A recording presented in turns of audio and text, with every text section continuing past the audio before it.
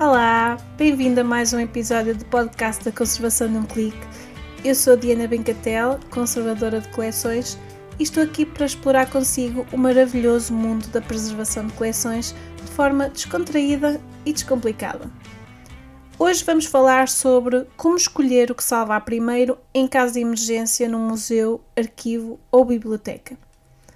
Eu sei que normalmente no dia-a-dia não estamos propriamente a pensar qual é o próximo desastre que vai acontecer e se nos vai afetar de alguma forma.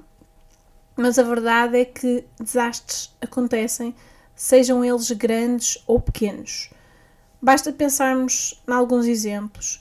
Por exemplo, o incêndio no Museu Nacional do Brasil em 2018, que teve origem num curto-circuito num aparelho de ar-condicionado e que foi agravado por coisas como fios elétricos que estavam expostos e pela própria degradação geral do edifício.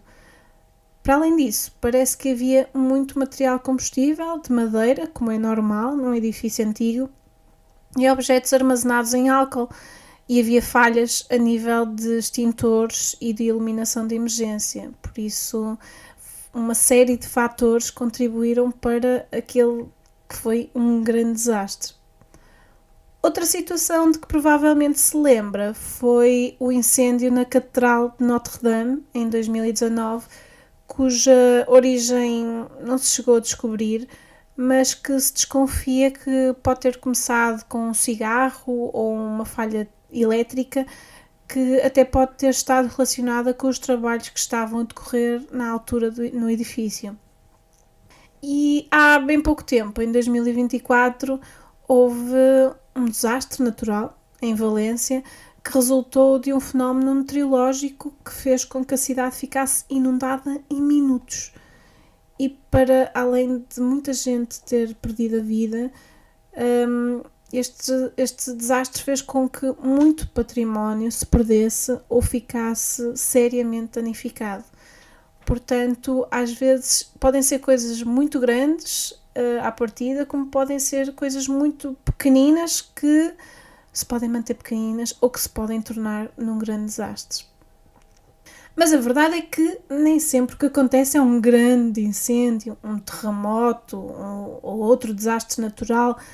Pode ser algo tão simples como um cano que rebenta ou uma infiltração que passa despercebida no fim de semana, ou até uma tempestade que levanta uma parte do telhado.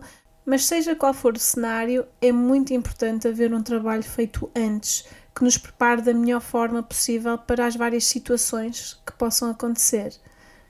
E é aí que entram dois planos importantes: o plano de segurança e o plano de conservação preventiva. Então, vamos por partes. Vamos começar pelo plano de segurança. O plano de segurança não é só um documento burocrático feito para cumprir a lei.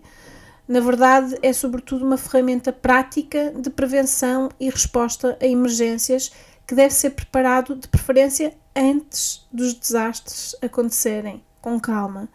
Porque quando há incidentes, com o stress e a adrenalina, toda a confusão, é praticamente impossível tomar boas decisões de improviso.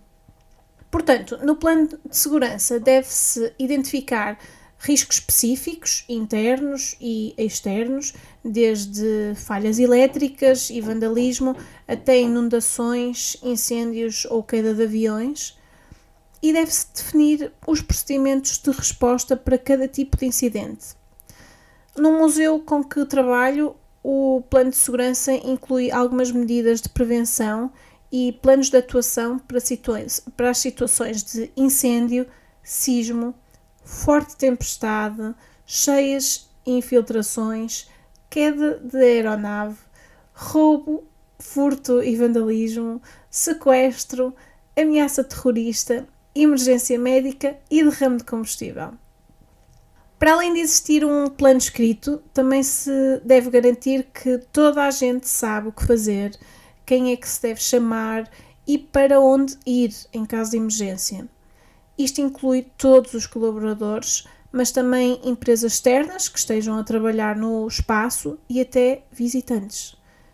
No caso de um museu, arquivo ou biblioteca, eu defendo que este plano deve ser feito envolvendo uma equipa que inclua não só os responsáveis pela segurança e pela manutenção do edifício, mas também chefias, conservadores, outros técnicos e até quem trabalha na recepção, por exemplo.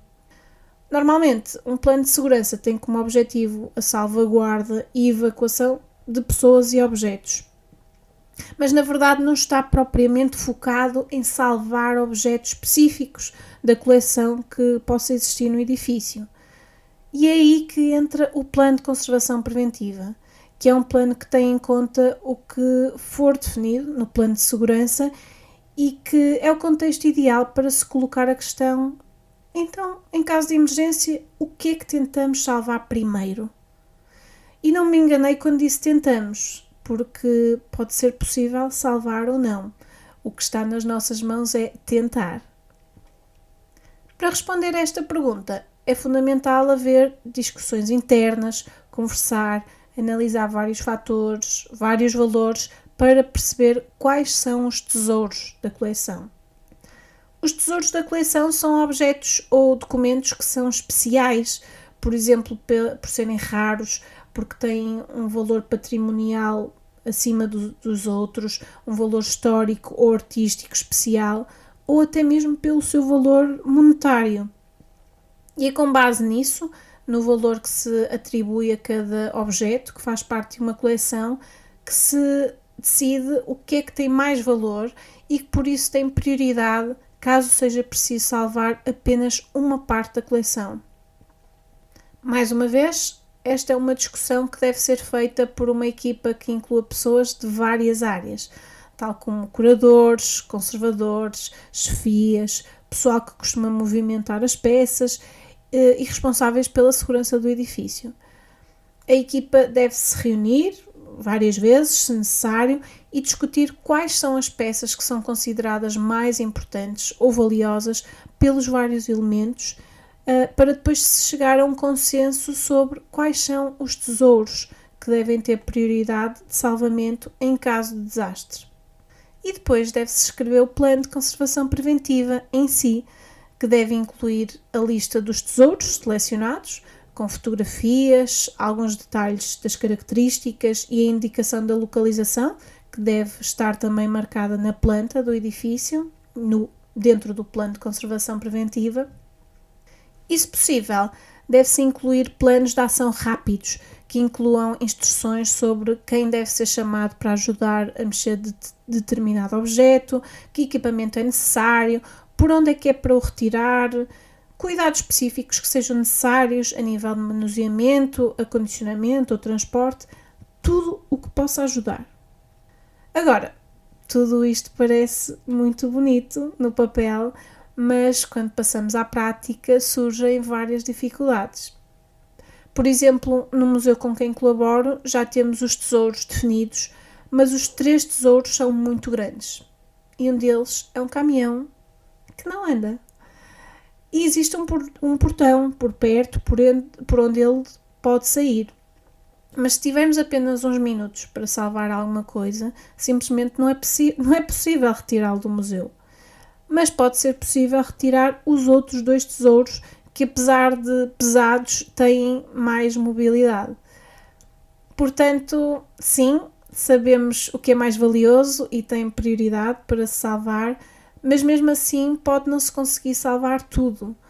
Vai também depender muito do tipo de desastre, da gravidade, da extensão e de quão cedo se começa a pôr em marcha as ações de resposta à emergência em questão.